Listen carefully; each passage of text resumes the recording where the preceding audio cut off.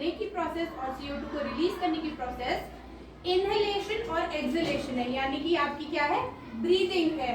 Respiration एक बड़ा term है, यानी जो आपका श्वसन है वो बहुत बड़ा टर्म है। उसमें क्या होगा, जब आप ब्रीदिंग करते हैं ना बेटा, ब्रीदिंग आप करते हैं, आप ऑक्सीजन ले रहे हैं, CO2 छोड़ रहे हैं, तो ऐसे ही थोड़ी कर रहे हैं। कुछ भी चीज ऐसे ही नहीं हो रही ना, कुछ तो पर्पस होगा, महत्वता होती है किसी भी चीज की, तभी तो होती है कोई भी चीज।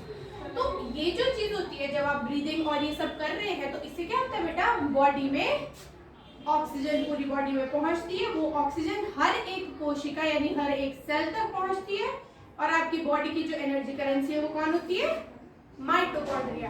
तो आपकी एनर्जी करेंसी यानी माइटोकॉन्ड्रिया तक पहुंचती है, और आपका माइटोकॉन्ड्रिया क्या काम करता है बेटा, एटीपी बनाता है। उस एटीपी को आप यूज करते हैं क्रेब्स साइकिल में, जो आप अभी बड़े हो जाओगे ना, जो तब आप पढ़ोगे, ठीक है, 11th-12th में आप जब जाओगे तब आप पढ़ोगे। तो फिर क्या होगा कि उस एटीपी को आप यूज करेंगे, उससे ग्लूकोज बनेगा, और ग्लूकोज क्या आपकी बॉडी को एनर्जी प्रोवाइड करता है, यानी कि आपका सोर्स ऑफ न्यूट्रिशन है, जो ह्यूमंस है उनमें सोर्स ऑफ न्यूट्रिशन है आपका ग्लूकोज। तो जो ये पूरी प्रोसेस है ब्रीदिंग से, जो आपने ऑक्सीजन ली, CO2 रिलीज करी, इस पूरी प्रोसेस का जो आउटपुट हुआ, बहुत सारी सिस्टम जो इन्वॉल्व हुए, उसने आपका टोटल बनाया आपका रेस्पिरेटरी सिस्टम, यानी आपका श्वसन तंत्र। जब भी आप श्वसन तंत्र की बात करेंगे, जब भी मैं एक सिस्टम की बात करूंगी, सिस्टम कभी भी एक ऑर्गन से नहीं होता, ठीक है। सिस्टम है तो मतलब मल्टीपल ऑर्गन, यानी कि बहुत सारे अंग इसमें शामिल होते हैं, ठीक है।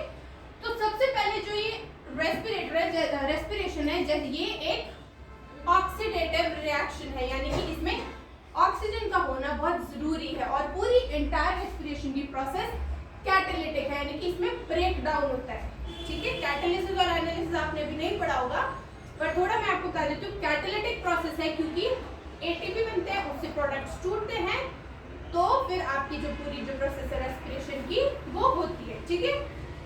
फिर इसमें क्या होगा, जब हम रेस्पिरेटरी सिस्टम की बात करते हैं, तो जैसे कि आपने पहले बताया ब्रीदिंग, तो सबसे पहले मैं आपको ब्रीदिंग ही बता देती हूँ, ठीक है। ब्रीदिंग जब आप ऑक्सीजन को इंस्पायर करेंगे, इंस्पिरेशन होगी, यानी इनहेल करेंगे, क्या करेंगे, इनहेल, अंदर लेंगे, यानी कि इनहेलेशन, एक प्रोसेस होगी इनहेलेशन। इस इनहेलेशन में क्या है बेटा, आप O2 को, हाँ, O2 इन द बॉडी, ऐसे आपने देखना। और इसकी ऑपोजिट प्रोसेस क्या है, एक्सहेलेशन, यानी एक्सपिरेशन, यानी एक्सपायर करेंगे आप किसको, CO2 को, तो ये है एक्सपिरेशन। क्लियर है इतना, एक्सपिरेशन यानी CO2 है अब जो यहाँ पे ये बॉडी से बाहर जा रही है, ये O2 बॉडी में अंदर आ रही है, और यहाँ CO2 बॉडी से आपकी बाहर जा रही है, ठीक है। ब्रीदिंग की प्रोसेस है जो बिगिनिंग, मतलब जो सबसे असेंशियल है जब भी आप एक रेस्पिरेटरी सिस्टम पढ़ते हैं। अब जब आप ब्रीथ करते हैं तो आप ऑक्सीजन और CO2 की बात करें, पर आपको पता है आपके एटमॉस्फेयर में बहुत सारी गैसेस होती है, नाइट्रोजन भी होती है, वाटर वेपर्स भी होते हैं। तो क्या करते हैं बेटा कि सारी गैसेस को आप इनहेल करते हैं। मैंने आपको पढ़ाया है कि नाइट्रोजन हार्मफुल है, पर फिर भी क्या है कि वो एटमॉस्फेयर में है, तो ऑक्सीजन कार्बन डाइऑक्साइड के साथ, तो हम उसको भी इनहेल करते हैं। पर हम क्या करते हैं, जितनी नाइट्रोजन हमने इनहेल करी उतनी ही हम उसको एक्सहेल कर देंगे, मतलब हमारी बॉडी को उसकी डायरेक्टली जरूरत नहीं होती है, नाइट्रोजन के ब्रेकडाउन से हमारी बॉडी उसको यूज करती है। अब अगर नाइट्रोजन है एटमॉस्फेयर में 78%, ठीक है, आपको पता ही है, 78% हमने ली, 78% को ही हम रिलीज कर देंगे। इनहेल करी हमने ऑक्सीजन, CO2 जो भी N2, 78% इनहेल करी, 78% ही हमने एक्सहेल कर दी। फिर आपकी ऑक्सीजन, 21% ऑक्सीजन को आप इनहेल करते हैं, और 17% ऑक्सीजन को आप एक्सहेल करते हैं, यानी कि आपने क्या किया, जितनी ऑक्सीजन ली उससे कम रिलीज करी, यानी कि 4% ऑक्सीजन को आपने, जितनी आपने एटमॉस्फेरिक ऑक्सीजन ली उसके 4% आपने रख लिया, और बाकी का जाने दिया। इसी तरह से जो आपकी CO2 है 0.3% आपने इनहेल करी, पर आपने कितनी रिलीज करी, ये भी 4% थी, तो यानी कि आपने 4.6% रिलीज कर दी, समझे। CO2 आपने 0.3% ली कम थी, निकाली ज्यादा, क्योंकि आपको पता है ना एक्सहेलेशन के प्रोसेस में आप CO2 को रिलीज करते हैं। ऑक्सीजन आपने 21% ली, ऑक्सीजन आपको चाहिए थी, बॉडी के लिए जरूरी थी, हमने ऑक्सीजन रख ली और 17% बाहर निकाल दी। यानी टोटल एक्सचेंज ऑफ गैसेज हुआ जब भी नाइट्रोजन जितनी थी उतनी बाहर, ऑक्सीजन कितनी थी इतनी बाहर, CO2 इतनी ली और इतनी बाहर। आपको दिख रहा है कृतिका? तो क्या हुआ, हमने टोटल गैस एक्सचेंज कितना किया, हमने 4% का 4% का गैसेस एक्सचेंज हमने किया कि जो गैस हमारे लिए एसेंशियल थी सबसे ज्यादा ऑक्सीजन, उसको हमने अपनी बॉडी में रख लिया और CO2 जो हमें नहीं चाहिए वो हमने एक्सपीरेशन से बाहर निकाल दिया। कैसे होते हैं ना, जब आपने गैसेस इनहेल करी, आपने ब्रीथ करी, एटमॉस्फेयर में जितनी भी गैसेस हैं उनको आपने सबने इनहेल करा, आपने सांस अंदर ले ली, तो हमारी बॉडी को जिस गैस की जरूरत होगी आप सिर्फ उसी गैस को बॉडी में रखेंगे, बाकी की गैसेस को क्या करेंगे, आप बाहर निकाल देंगे। ऑक्सीजन हमें ज्यादा एसेंशियल थी तो 21% हमने ली, तो 17 हमने रिलीज कर दी, यानी 4% ऑफ ऑक्सीजन हमने बॉडी में रिटेन कर लिया, यानी कि रख ली। कार्बन डाइऑक्साइड हमने सिर्फ 0.3% हमने कार्बन डाइऑक्साइड ली, पर हमने 4.6% रिलीज कर दी, यानी कि 0.3 ही ली थी, 4.6 निकाली, 4% का आपका टोटल गैसेस एक्सचेंज हो गया।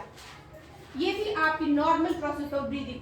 जब भी आप रेस्पिरेटरी सिस्टम पढ़ेंगे आप हमेशा ब्रीदिंग को पहले पढ़ेंगे। लिख लो डॉक्टर। अच्छा, अब हम जब भी ब्रीदिंग की बात करेंगे तो कोई ना कोई ब्रीदिंग ऑर्गन तो होगा ही। आपको क्या लगता है ह्यूमंस में कौन सा ऑर्गन है जिसे आप ब्रीथ करते हैं? ऑर्गन पूछा है, नोज है एक आंसर, और यस, और respiratory organ in humans. Organ की जब आप बात करेंगे वो ऑर्गन है आपका लंग्स।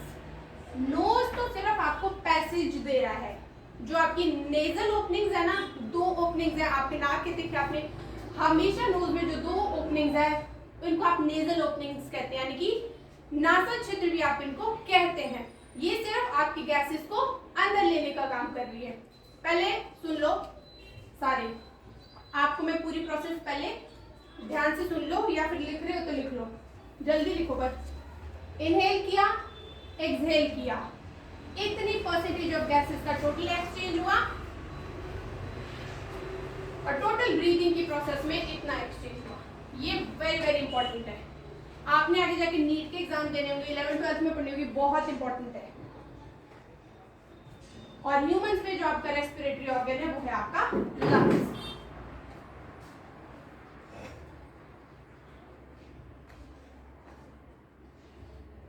यहां तक सबने लिख लिया?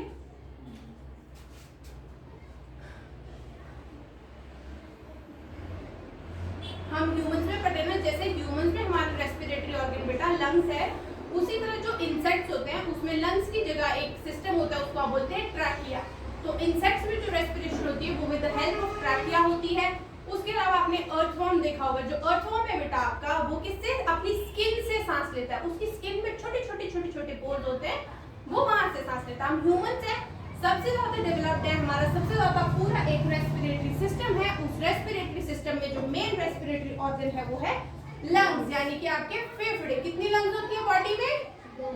2 लंग्स, यानी अ पेयर ऑफ लंग्स या फिर 2 लंग्स, जो कि इस पूरे रेस्पिरेशन के प्रोसेस को करते हैं। इस रेस्पिरेशन प्रोसेस की इनिशिएशन होती है ब्रीदिंग से, यानी सांस लिया और आपने सांस छोड़ी।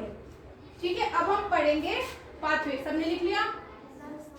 अब हम पढ़ेंगे कि ये जो ब्रीदिंग हो रही है, आपको पता चल गया कि ब्रीदिंग ऑर्गन है लंग्स, रेस्पिरेटरी ऑर्गन है लंग्स, और ब्रीदिंग किसकी हेल्प से हो रही है? नोज की हेल्प से। ठीक है, अब हम पढ़ेंगे पैसेज। सबसे पहले आपने गैस इनहेल करी, कहां से इनहेल करोगे आप? नोज से। जो नोज में 2 छेद है इनको आप बोलते हैं नेजल ओपनिंग्स। नेजल ओपनिंग से होती हुई आपने जो गैसेस इनहेल करी, जितनी मैंने आपको गैसेस लिखवाई ये सारी नेजल ट्रैक्ट से गई। नेजल ट्रैक्ट क्या होता है बेटा? नेजल ओपनिंग्स है और ये पूरा आपका नेजल ट्रैक्ट है।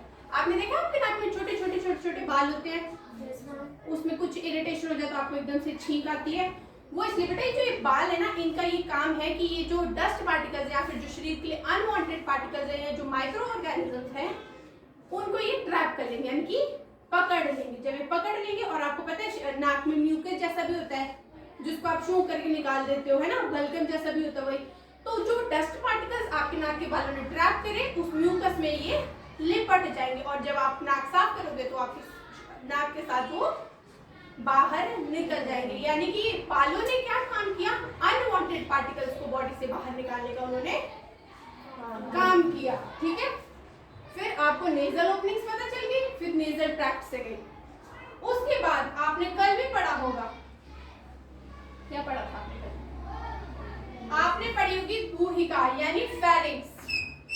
ये क्या होता है बेटा, ये कॉमन ओपनिंग है, इसमें फूड भी जाती है एंड एयर भी जाता है। यानी कि जब आप सांस लेंगे आप या खाना खाएंगे तो जो ये फेरिंक्स है यानी कि जो आपकी गुहिका है, इसमें आपका खाना भी जाएगा और आपकी हवा भी जाती है। ठीक है, आगे मैं बताऊंगी आपको। फिर इस फेरिंक्स से होते हुए आपकी हवा जाएगी ट्रैकिया में, ट्रैकिया से होती हुई जाएगी ब्रोंकाई में, ब्रोंकाई से होती हुई जाएगी ब्रोंकियोल्स में,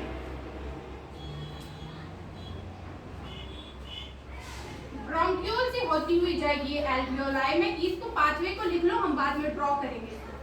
अब जो ये आपकी एल्वियोलाई है, ये है मेन साइड जहां पे आपकी गैसेस एक्सचेंज होती है। यानी कि जो आपकी गैसेस थी यहां से चलती हुई आपकी बॉडी में घुसी और पूरा ये पाथ ट्रैवल करती करती पहुंची एल्वियोलाई तक। इस एल्वियोलाई में गैस एक्सचेंज होगा। अब यहाँ होगा गैस एक्सचेंज। गैस एक्सचेंज से आप क्या समझे कि हमारी बॉडी में से हम CO2 को बाहर निकालते हैं और हम O2 को लेते हैं।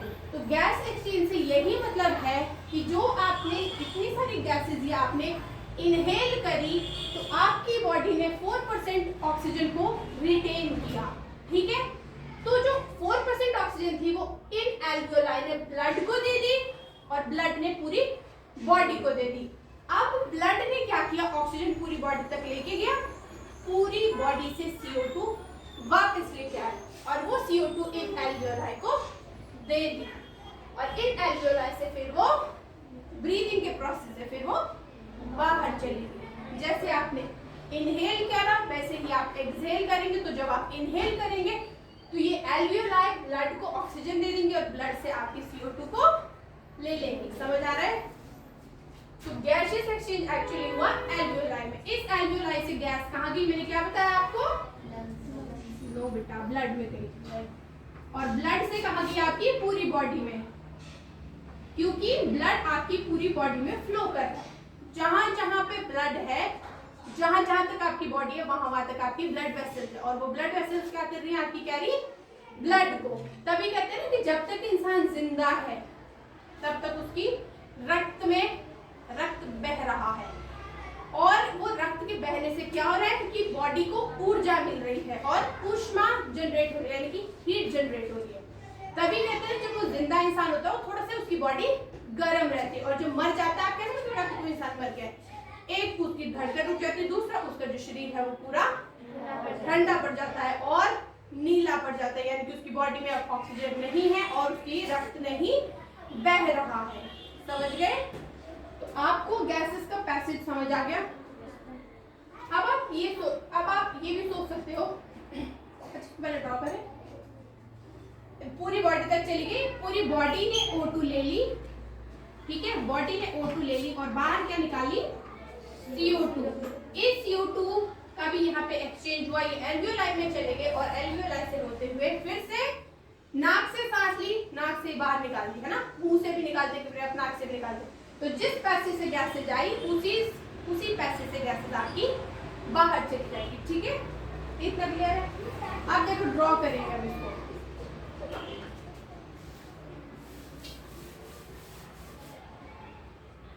इसको रहने दो ऐसे। सबसे पहले हमने नेजल ओपनिंग्स की आपकी, मान लो ये नेजल ओपनिंग्स है, इससे आपका नेजल ट्रैक्ट चला, यहाँ देखो सारे नेजल ट्रैक्ट है, फिर आपकी कहाँ गई फेरिंग्स में, फेरिंग्स से कहाँ गई ट्रैकिया में, ट्रैकिया से कहाँ गई ब्रोंकाई में, ब्रोंकाई से फर्दर कहाँ गई ब्रोंकियोल्स में,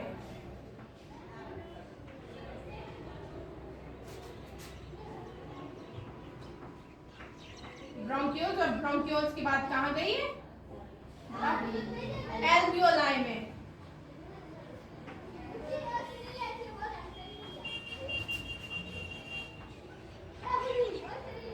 जो ये बेटा ये है ना गुच्छा जैसा, ये है एल्वियोलाई, ये ऐसी होती है थिन मेम्ब्रेन होती है, यानी कि पतली सी इनकी दीवार होती है, उस पतली सी दीवार से क्या करती है, जो ये एक्सचेंज ऑफ गैसेज है वो यहाँ से होता है, ये आपकी एल्वियोलाई स्टोर हाउस है, सारी गैसेज आई यहाँ पे हुई, अब यहाँ से बॉडी को कौन सी गैस चाहिए ऑक्सीजन, तो ये बॉडी को दे देंगी ऑक्सीजन, कैसे सीधे दे देंगी नहीं, ब्लड वेसल्स में दे देंगे, एक्सचेंज होगा यहाँ पे ब्लड वेसल्स के बीच, एल्वियोलाई में कैपिलरीज है वहां पे गैसेस एक्सचेंज हो रहा है, ठीक है, ऑक्सीजन इसने बॉडी को दे दिया और बॉडी से क्या कर लिया CO2 ले लिया, उस CO2 ने यहाँ पे एल्वियोलाई पे यहाँ एक्सचेंज हो रहा है, और ये एल्वियोलाई है, ये जो एक बंच जैसा है ये है एल्वियोलाई, एक्चुअल गैसेस एक्सचेंज यहाँ पे हो रहा है, और फिर इसी पैसेज से होती हुई बॉडी से आपकी बाहर निकल गई। ये थी आपकी पूरी प्रोसेस। ये देखो ये 2 लंग्स हैं, ठीक है। अब लंग्स तक यहीं तक नहीं आपका पूरा, लंग्स के नीचे आपकी होती है डायफ्राम, पढ़िए डायफ्राम। अब ये डायफ्राम क्या करती है कि जब आप सांस लेंगे, जब आप इनहेल करेंगे, ऐसे आप सांस ले रहे हैं, तो ये डायफ्राम क्या करेगा बेटा, ये सीधा हो जाएगा, ये ऐसे है ना भी कर्व में ये सीधा हो जाएगा। जब ये डायफ्राम पहले ऐसा था, आपने ब्रीथ किया, आपने इसको पुश किया, तो ये आपका डायफ्राम सीधा हो गया। इससे क्या बढ़ा, लंग्स की कैपेसिटी बढ़ गई, यानी कि जितनी हवा लंग्स में आ सकती है बढ़ गई, जगह बढ़ा दी ना इसने, अब सारी गैसेस आ गई। अब मैंने बोला आपने O2 ले ली, अब आपने CO2 को बाहर निकाला, अब ये डायफ्राम क्या करेगा, वापस कॉन्ट्रैक्ट हो जाएगा, वापस कॉन्ट्रैक्ट हो जाएगा, तो क्या हो गया, अंदर जो गैसेस थी उनको पुश मिला, उनको पुश मिला तो उनको धक्का लगा और वो बाहर निकल गई, समझ गए। लंग्स थी, लंग्स के नीचे है आपकी डायफ्राम। जब आपने ब्रीथ किया, करो सारे ब्रीथ, आपको लग रहा है ना जब आप ब्रीथ कर रहे हैं पेट के नीचे जगह बढ़ रही है, तो आपकी डायफ्राम है ऐसी, ऊपर लंग्स है, आपने ब्रीथ किया, यही प्रोसेस है। तो जब आपकी इनहेलेशन होगी तो आपका डायफ्राम स्ट्रेट हो जाएगा, सीधा हो जाएगा बिल्कुल, और यहाँ पे जो जगह थी वो बढ़ा देगा। ऑब्वियसली जो इतनी सी जगह है ना बेटा, ये बढ़ जाएगी ना, अब देखो सीधा हो गया यहाँ पे, तो इतनी जगह बढ़ गई, लंग्स को एक्सपैंड होने के लिए जगह मिल गई, जितनी ज्यादा हवा उतनी ज्यादा लंग्स एक्सपेंडेड। अब जब ये इनहेल हुआ ना इनहेलेशन में, और जब आपने एक्सहेलेशन करनी है तो ये डायफ्राम ऊपर चला गया, गैसेस को पुश मिल गई और गैसेस बाहर निकल गई। इतना सबको क्लियर है, लिखो इसको जल्दी, पैसेज लिख दिया पूरा, ये ड्रॉ तो आपकी बुक में भी है और आप वो लिख लो, ठीक है। अब दूसरी चीज क्या है, दूसरी चीज कुछ नहीं है, डायफ्राम का आपको ब्रीदिंग, मतलब जब भी आप एक रेस्पिरेटरी ट्रैक्ट की बात करेंगे तो ये पूरे इन्वॉल्व है, तो एक पूरा सिस्टम बना, ना केवल लंग्स पर, लंग्स के नीचे मौजूद आपकी डायफ्राम आपकी ब्रीदिंग में बहुत ज्यादा रोल प्ले करती है। जब आपने ब्रीथ किया तो ये डायफ्राम, अब देखो हवा यहाँ से अंदर आई, यहाँ देख लो सारे, हवा अंदर आई अंदर आई अंदर आई, तो इस हवा ने इस डायफ्राम को दिया धक्का और ये हो गया सीधा, क्लियर है। अब जितनी, अब आप बहुत देर तक नहीं बैठ सकते ना, थोड़ी देर के बाद आपको खुद ही रिलैक्स करने का मौका, तो क्या होता है डायफ्राम को आप जबरदस्ती सीधा कर रहे हो बेटा, फिर ये अपनी पोजीशन को रिटेन कर लेगा, तो जब ये वापस चला गया ऐसे अपनी पोजीशन में, तो ये गैसेस को इसने बाहर निकाल दिया। ब्रीदिंग की प्रोसेस क्लियर है, लिख लिया सबने? सबने लिख लिया बेटा? Yes ma'am. तो अब देखो अब क्या होता है, कई बार क्या होता है बेटा, आपने देखा एक्सीडेंट हुआ, आपने देखा ना उसको चोट लगी है, ना उसको खून निकला है, ना उसके कहीं पे भी कुछ भी, पर वो इंसान फिर भी मर गया। वो कैसे मरा होगा? अब देखो वो बाइक चला रहा था मान लो, या फिर गाड़ी चला रहा था, जो भी, वो गिरा और उसकी कमर टूटी, मान लो यहाँ पे उसको चोट लगी, उसे क्या हुआ, उनका डायफ्राम था जो, वो टूट गया। अब टूट गया तो अब ये ना इनहेल करने दे रहा है, ना ये एक्सहेल करने दे रहा है। आपको पता लगा ना कि डायफ्राम कितना इंपॉर्टेंट है ब्रीदिंग में, इनहेलेशन और एक्सपिरेशन दोनों में। अगर मैं इस डायफ्राम को, अगर मान लो ये डायफ्राम है, ये टूट गया किसी कारण, अब क्या मैं ब्रीथ करूंगी तो ये आधा नीचे जाएगा आधा ऊपर रहेगा, तो दर्द होगी, गैसेस एक्सचेंज नहीं होगा, गैस नहीं मिली बॉडी को, सूटेबल गैसेस नहीं मिली, ऑक्सीजन नहीं मिली, तो क्या होगा, इंसान मर जाएगा। तो एक्सीडेंट्स में कई बार जब चोट नहीं होती और फिर भी इंसान मर जाए तो उसका यही कारण है कि शायद उनका जो डायफ्राम है वो रप्चर हो चुका है, तो उनकी ब्रीदिंग जो है वो इनहिबिट हो गई और वो डेड हो गए। ठीक है। दूसरा क्या होता है, अब आपने देखी होगी प्रेग्नेंट लेडीज, उनका तो बड़ा सारा पेट होता है, अब क्या लगता है उनके डायफ्राम होता होगा? होता तो होगा ही बेटा, डायफ्राम को समय होता, तो उनके डायफ्राम को जगह मिलती है? नहीं मिलती ना, बड़ी वैल्यू होती है। तो उनके लिए जो डायफ्राम का काम है वो क्या करती है, आपको पता है लंग्स के बाहर रिब केज होता है, तो ये डायफ्राम अपनी जगह पे है। तो अब जो लंग्स को एक्सपैंड करने का काम प्रेग्नेंट वुमेन में वो क्या कर रही है, रिब्स कर रही है, पर नॉर्मल ह्यूमन में ये रिब्स नहीं करती है, ये डायफ्राम करता है। सिर्फ प्रेग्नेंट लेडीज के डायफ्राम को जगह नहीं होती, इसलिए उनके लिए काम रिब्स करती हैं। तो अगर उनकी रिब्स रप्चर हो जाए तो वो भी मर सकती है, क्योंकि उनकी भी ब्रीदिंग प्रोसेस इनहिबिट हो जाए, डायफ्राम पहले ही नहीं चल रहा, अब रिब्स भी गई, तो डेथ होना निश्चित है। क्लियर है? ठीक है। फिर अच्छा, अब आप ये भी तो पूछ सकते हो कि मैम आपने ये लिखा है कि जो फेरिंग्स है ये खाना और हवा दोनों को लेके जाता है, तो क्या आप सांस ले रहे हैं आप खा भी रहे हैं, ऐसा कैसे हो सकता है? नहीं हो सकता। पर ये ऐसा ही है, जो ये फेरिंग्स है ना, ये फूड और एयर दोनों के लिए। अब देखो मैंने बताया ये मान लो ये फेरिंग्स है, ठीक है, इसके नीचे मैंने आपको बताया फॉर सपोज इसके साथ है ट्रैकिया, ठीक है, ये ट्रैकिया आपका। अब यहाँ से और आपको ये भी पता होगा कि जो भी आपकी बॉडी में एक्टिविटी होती है उसको ब्रेन रेगुलेट करता है, ठीक है, वो activity with help of brain ही होती है। ब्रेन को पता चला कि क्या हो रहा है, कोई भी एक्टिविटी आप तभी करो, क्योंकि सांस आप सोच के थोड़ी ले रहे हो, सांस तो ले रहे हो, आप सो रहे हो तभी सांस ले रहे हो, कुछ भी नहीं कर रहे आप सांस ले रहे हो, क्योंकि आपका ब्रेन वो चीज कंट्रोल कर रहा है। ठीक है। तो अब क्या हुआ, आपने खाना खाया, आपके ब्रेन को पता लगा आपने खाना खाया, तो यहाँ पे जो ये आपका है ना फेरिंग्स, ये फेरिंग्स है, फेरिंग्स के बाद ट्रैकिया शुरू हो रहा है, आपको पता ही है, ठीक है। यहाँ पे क्या होता है बेटा, एक फ्लैप लाइक स्ट्रक्चर होता है, आपने कल पढ़ा होगा, क्या बोलते हैं इसका? Very good, epiglottis. अब ये फ्लैप लाइक स्ट्रक्चर होता है। अब ये वाला पैसेज है, मान लो ये फूड के लिए, ये आपकी है भोजन नलिका, और ये है आपकी श्वास नलिका, यानी आपकी विंड पाइप, और ये क्या है, विंड पाइप जो लेके जा रही है, अगर ये फेरिंग्स है तो ये क्या होगा, ट्रैकिया, ठीक है, ये ट्रैकिया। अब इस फेरिंग्स में ये फ्लैप लाइक स्ट्रक्चर होता है, इसको आप बोलते हैं एपिग्लॉटिस। अब ये देखो क्या काम करता है, अगर ब्रेन को पता लगा आपने खाना खाया, तो आप खाना खाओगे, पानी पियोगे, आपको पता चल जाता है ना, आपके ब्रेन को पता चला आपने खाना खाया, तो ये एपिग्लॉटिस क्या करेगी, यहाँ पे बंद हो जाएगी, बंद हो गया एक रास्ता, अब एक ही रास्ता बचा, खाना आया और यहाँ चला गया, समझ आया? एपिग्लॉटिस है जो ये मूवेबल है, दोनों तरफ को बंद हो जाती है।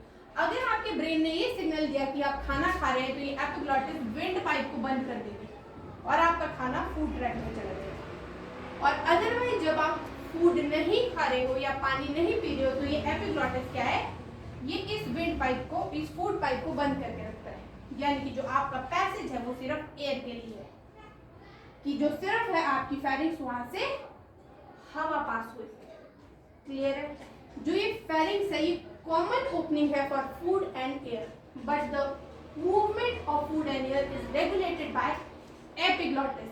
When your brain sends the signals that you are having food, कि आप खाना खा रहे हैं, तो एपिग्लॉटिस विंड पाइप के ऊपर ढक्कन लगा देगा. बंद हो गया तो जो एक रास्ता बचा उस रास्ते से खाना आपका यहाँ से स्टमक में चला गया, इंटेस्टाइन और जो भी आपने पूरा प्रोसेस पढ़ा वहां पे चला गया. ठीक है. अगर जब आप खाना खा रहे हो, पानी पी रहे हो, तो तब ये इसको बंद कर देगा. बंद नहीं करेगा, मतलब जितनी देर आपने खाना है, आपने इंगल्फ करना है, गल्प करना है, उतनी देर तक ये बंद हो जाएगा और यहाँ पे चल जाएगा. हवा तो है ना, हवा तो पास हो सकती है. खाने के लिए ऑब्स्ट्रक्शन चाहिए, हवा के लिए नहीं चाहिए. तो हवा तो आपकी तब भी पास हो रही है. थोड़ी आप खाना खाते खाते आप सांस ही नहीं लेते, सांस तो आप ले रहे हो, पर खाने को विंड पाइप से जाने से रोकना जरूरी है. तो ये काम ये करता है एपिग्लॉटिस.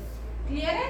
तो यहाँ तक आपकी नाक से हवाई फिर गई फेरिंग्स में. फेरिंग्स में अगर ब्रेन ने बोला खाना है तो ये फूड के पैसेज को खोल देगा, अदरवाइज ये फूड का पैसेज आपका बंद रहता है. अब आपने देखा होगा आपको हिचकियां आती है, कोई बताएगा कि क्यों आती है. अब देखो, अब आपको मान लो कभी खाना खा लो, ठीक है, आपको खाना खाते खाते कुछ याद आ गया, कुछ भी आप सोच रहे थे, अब आपने खाना खाया, पर आप कुछ सोच रहे हो, आपका ब्रेन कंफ्यूज हो गया कि आप क्या कर रहे हो. उसको लगा कि आप खाना नहीं खा रहे, उसने फूड पाइप वाले रास्ते पे एपिग्लॉटिस लगा के रखा. अब जो ये आपका फूड है ये आपकी विंड पाइप में चला गया. अब विंड पाइप में गया, उधर लंग्स को क्या फूड की जरूरत है. तो लंग्स और लंग्स के सेल जो है वो परेशान हो गए कि ये क्या है. तो लंग्स और लंग्स के पूरी टिश्यूज है वो कॉन्ट्रैक्ट करके उस फूड को बाहर निकालने की कोशिश करते हैं. अब ऐसे करते हैं, तो अब ऐसे है तो आपकी लंग्स वो फूड को बाहर निकालने की कोशिश कर रही है कि ये लंग्स में जा रहा है, पर लंग्स इसको आने नहीं दे रही. ये नीचे जा रहा है और ये ऊपर पुश कर रही है. इसकी वजह से आपको हिचकी आती है. इसलिए आपको बोलते हैं जब आपको हिचकी आ रही है तो आप पानी पियो. अब आपने पानी पिया, आपके ब्रेन को पता चल गया कि आप कुछ खाना खा रहे हो या पानी पी रहे हो. अब इस ब्रेन ने एपिग्लॉटिस विंड पाइप पे लगा दिया. अब उस फूड पार्टिकल जो ऑलरेडी यहाँ से पुश हो रहा है इसको जगह मिली और ये यहाँ से फूड पाइप में चला गया और आपकी हिचकी रुक गई. और हम क्या बोलते हैं कि जब हमें हिचकी आती है तो हमें कोई याद कर रहा होता है. जब आप किसी को याद कर रहे हो, जब आप कंफ्यूज हो, आपने अपने ब्रेन को कंफ्यूज कर दिया, तब आपको हिचकी आती है. क्लियर है. हिकअप्स का प्रोसेस क्लियर है सबको. ठीक है. तभी बोलते हैं हिकअप जब भी आ रही, यानी कि हिकअप्स आपको कब आती हैं, जब भी आपकी विंड पाइप में अनवांटेड पार्टिकल्स अलावा गैस के कुछ भी चला जाए तो उससे आपको आती है हिचकियां, हिकअप्स. कई बार आप क्या हो गया, आप खाना भी नहीं खा रहे मैम, फिर भी हिचकी तो आ ही रही है. तो वो हिचकी अलावा खाने के कोई भी पार्टिकल ऐसा गया जिसने ये ब्रेन को सिग्नल ही नहीं दिया कि वो क्या है, और वो आपकी जाएगा लंग्स में. अब लंग्स अलावा किसी भी चीज को एंटरटेन नहीं करते, उनके पास अलावा गैसेस के कुछ भी आए वो उसको बाहर धकेलते, उसको पुश करते रहते. तो आपको हिचकी आती रहती है. वो तब तक पुश करते रहेंगे जब तक कि वो अनवांटेड पार्टिकल्स फूड पाइप से बाहर ना विंड पाइप से बाहर ना चला जाए. क्लियर है. सबको क्लियर है. ठीक है. तो आपकी जो प्रोसेस ऑफ रेस्पिरेशन थी वो इतनी ही थी. अब मैंने तो आपको ब्रीदिंग ही बताई, रेस्पिरेशन तो मैंने बताई. अब देखो दो तरह की हो रही है आपकी जो है रेस्पिरेशन. पहली रेस्पिरेशन है वो एक्सटर्नल रेस्पिरेशन होती है, यानी बाह्य. इसमें क्या आ रहा है, जो भी आपकी एयर है जो भी है ये लंग्स में जा रही है. लंग्स सिंपली इसको ऑक्सीजन को अंदर, CO2 को बाहर निकालने का काम कर रहा है. एक दूसरी है इंटरनल. मैंने आपको पढ़ाया था ना अभी अभी कि इन एल्वियोलाई गैसेस एक्सचेंज हुई, कहाँ गई, ब्लड में. ब्लड से कहाँ गई, जहाँ जहाँ ब्लड है हर एक ब्लड की सेल में, हर एक कोशिका में चली गई. ठीक है. अब जो सेल्स है बेटा, तो जो ये ऑक्सीजन भी चलेगी माइटोकॉन्ड्रिया के पास. माइटोकॉन्ड्रिया आपकी क्या है, power house of the cell है, यानी एटीपी बनाता. आपके शरीर को कुछ भी काम करने के लिए एटीपी की जरूरत है. वो एटीपी बनाने का काम आपकी करती है माइटोकॉन्ड्रिया। तो अब ये ऑक्सीजन माइटोकॉन्ड्रिया तक पहुंचा, माइटोकॉन्ड्रिया ने एटीपी बनाए, उस एटीपी से आपकी क्रेब साइकिल चली या जो भी पूरी प्रोसेस चली जिससे कि आपका ग्लूकोज बना। और ग्लूकोज क्या है? स्टोर्ड फूड ऑफ मैमल्स, या फिर जो भी एनिमल्स हैं उनमें स्टोर्ड फूड का काम कौन करता है? ग्लूकोज। तो वो ग्लूकोज आपकी पूरी बॉडी को चलाता रहता है। तो ये आपकी इंटरनल रेस्पिरेशन हुई कि एक्सटर्नल लंग से हुई, गई आई, इंटरनल हुई पूरी बॉडी को गई, वहां से माइटोकॉन्ड्रिया तक गई, ग्लूकोज बना और ये प्रोसेस चलती रही। आपको entire process of respiration clear है? क्लियर है? Yes ma'am. अब देखो बेटा, कई बार क्या होता है कि आप मतलब आप तो क्या, जो भी पर्वतारोही होते हैं या फिर जो भी आपने कोविड देखा होगा तो आपने ऑक्सीजन सिलेंडर देखे होंगे। ऑक्सीजन सिलेंडर्स क्या करते हैं बेटा, अगर आपको रिक्वायर्ड अमाउंट ऑफ ऑक्सीजन नहीं मिल रही है, कि आपके एटमॉस्फेयर में रिक्वायर्ड अमाउंट ऑफ ऑक्सीजन नहीं है, या फिर आपकी लंग्स किसी कारणवश ऑक्सीजन को ले नहीं पा रही है जो एटमॉस्फेयर में, ठीक है, तो क्या